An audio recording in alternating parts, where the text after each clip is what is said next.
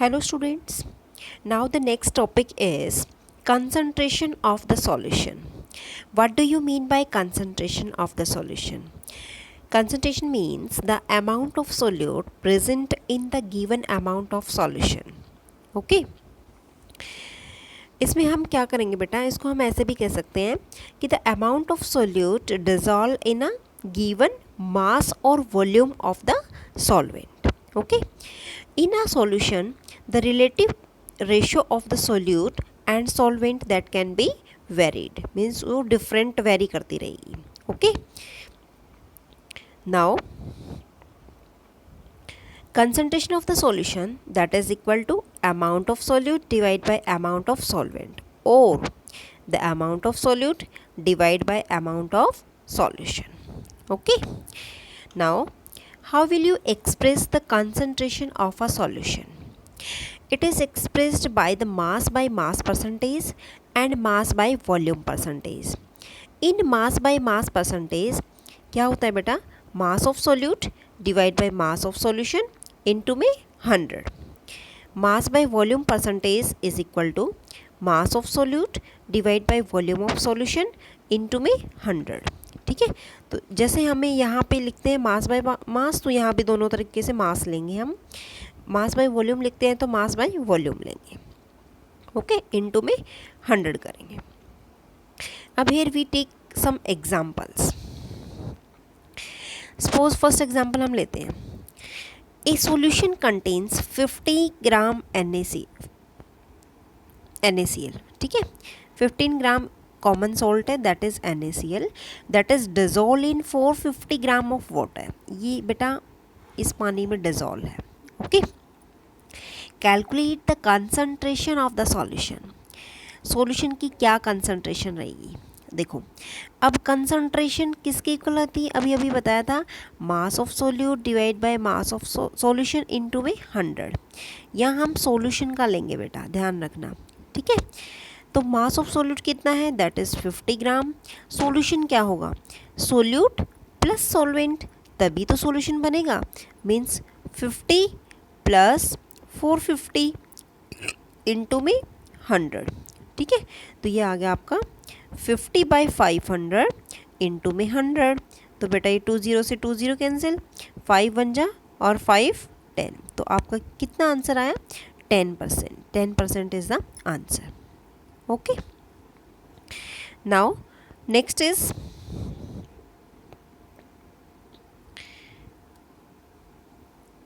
types of solution. Sorry, next second example we can take another example. In this case 4 gram of solute that is dissolved in 40 gram of water. 40 gram water में dissolve है. ठीक है बेटा, to form a saturated solution. तो इस case में क्या लेंगे हम, calculate the solubility of the solute. हमें निकालने बेटा सॉल्युबिलिटी. अब सॉल्युबिलिटी क्या होती है, सॉल्युबिलिटी क्या है कि amount of solute that is dissolve in a particular amount of solvent. Okay, इसमें हम सॉल्वेंट यूज़ करते हैं. तो amount of solute means mass of solute. यहाँ मास सोल्यूट का लेते हैं, नीचे मास सॉल्वेंट का लेते हैं. ठीक है, मास ऑफ सॉल्वेंट इनटू में 100, ये यूज़ करेंगे. अब देखो बेटा इसमें क्या है, solubility is equal to 4 divide by 40. यही है हमारे पास. 4 तो सोल्यूट का मास है और सॉल्वेंट क्या है, वाटर. तो वाटर इज 40 इनटू में 100. कितना आया बेटा, this is 10 gram. Means 10 gram is the solubility of the solute. Okay, तो you can do easily. Now next is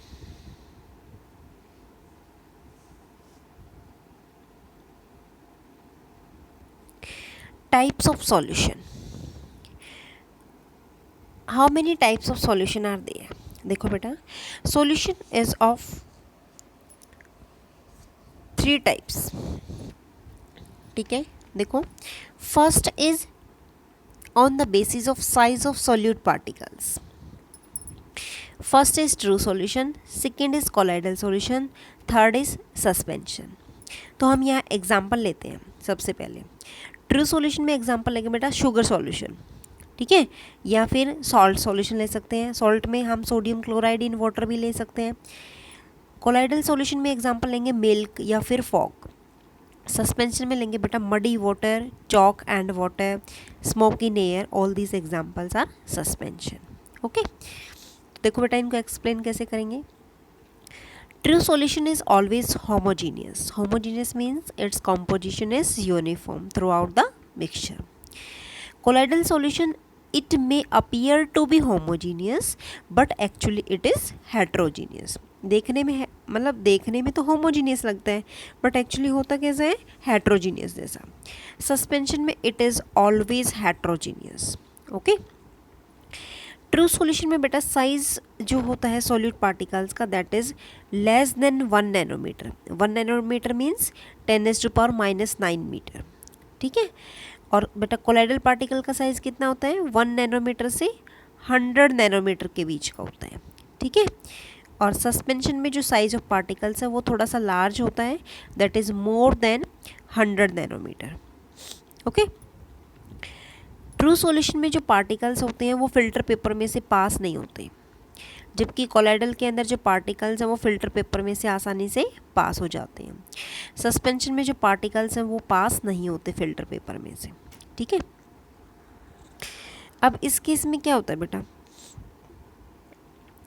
जो आपका ट्रू सॉल्यूशन है वो स्टेबल है, ठीक है, क्योंकि इसके जो पार्टिकल्स होते हैं वो सेटल डाउन नहीं होते कभी भी, स्टेबल है। Colloidal solution is also stable but they are settle only on centrifugation. एक मशीन के द्वारा वो क्या करते हैं, उसको स्टेबल कर सकते हैं। सस्पेंशन क्या है बेटा, अनस्टेबल पार्टिकल्स हैं, अगर उनको थोड़ी देर के लिए अनडिस्टर्ब जगह पे रख दोगे तो वो क्या बन जाएंगे, मतलब नीचे बैठ जाएंगे और उसकी एक लेयर दिखाई देगी, ठीक है।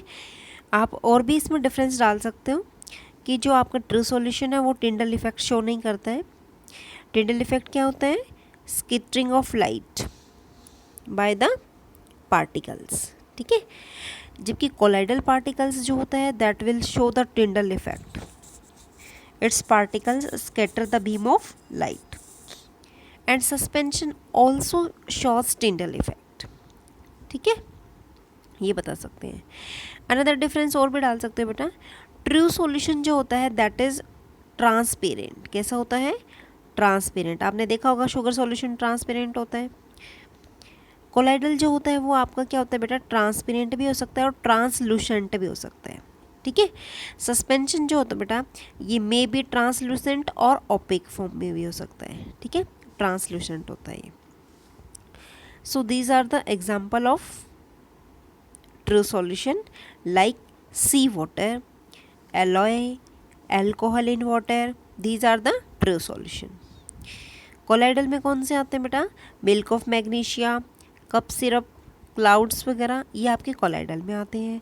सस्पेंशन में लेते हो आप सैंड और वाटर का मिक्सचर लेते हो आप, sand plus water. Chalk powder आपने देखा होगा, चॉक पाउडर प्लस वाटर, ठीक है। तो these are the example of suspension. Suspension में आपके पास क्या होता है कि जो पार्टिकल्स होते हैं वो नीचे बैठ जाते हैं और विजिबली, मतलब जो बाउंड्री होती है वो ईजिली से विजिबल दिखाई देती है आपको, ठीक है। So these are the difference between the true solution, colloidal solution and suspension. Okay,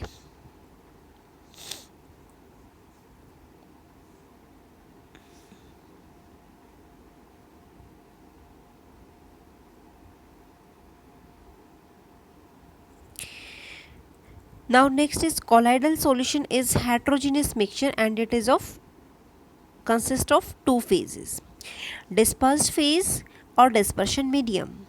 disperse phase कौन सी है बेटा, that component present in a small portion, means small ratio में जो प्रेजेंट होता है, और जो कंपोनेंट लार्ज रेशो में प्रेजेंट होता है दैट इज डिस्पर्शन मीडियम, ठीक है, इसको डिसॉल्विंग फेज भी बोलते हैं। Okay, the particles of colloids that are large enough to scatter a beam of light passing through it and make its path visible, this shows the Tyndall effect means colloidal particles that are moving at random in the zigzag motion in all the direction.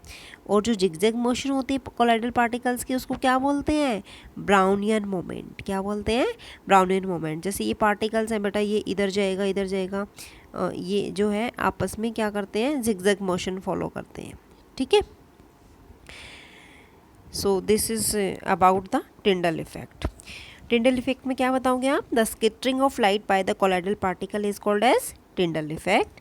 True solution जो होता है, particles जो होता है इसमें very small होते हैं, इसलिए they can not scatter the beam of light. So only colloidal particles and कौन से पार्टिकल्स होते हैं? Suspended particles that shows the Tyndall effect because the particle size is very large. ठीक है.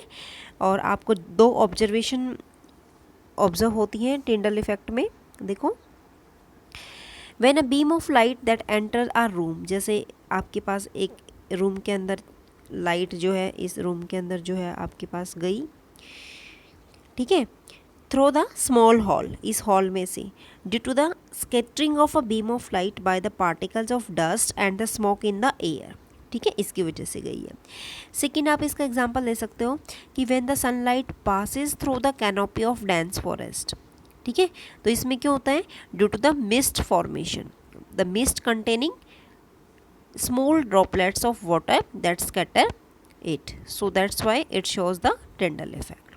Okay, thank you students.